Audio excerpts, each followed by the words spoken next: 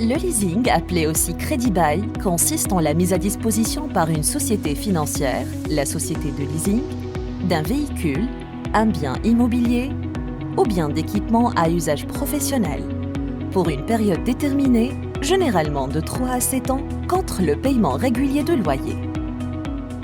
Seules les entreprises et les professionnels, tels que les médecins, les architectes, peuvent conclure des contrats de leasing, selon la loi 94-89 du 26 juillet 1994.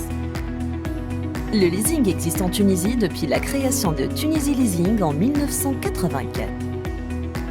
Très fragmenté, le secteur compte aujourd'hui 8 sociétés de leasing qui se disputent un marché d'un total de mise en force de 1,5 milliard de dinars.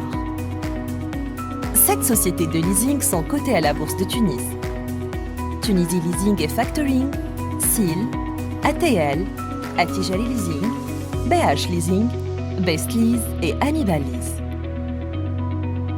6 sociétés de leasing ont des groupes bancaires comme actionnaires de référence avec une présence moyenne de 51% dans leur capital.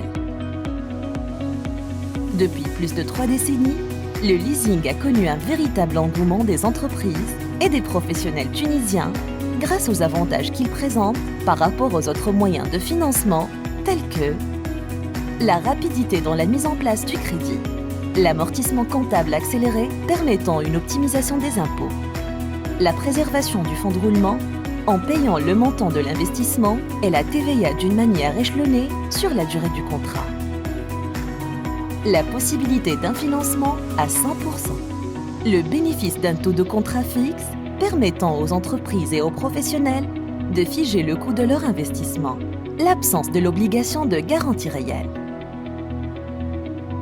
Les encours du secteur du leasing se sont élevés à 3 800 millions de dinars à la fin de 2019. Les mises en force, c'est-à-dire les contrats dont la facturation a démarré, ont connu une croissance moyenne de 12,9% entre 2010 et 2017.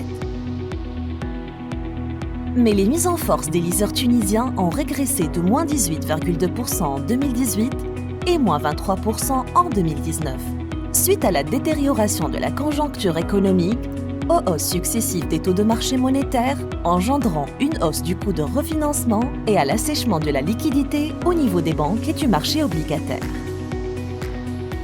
En termes d'encours, le marché reste dominé par Tunisie Leasing et Factoring, Hannibal Lease et l'ATL.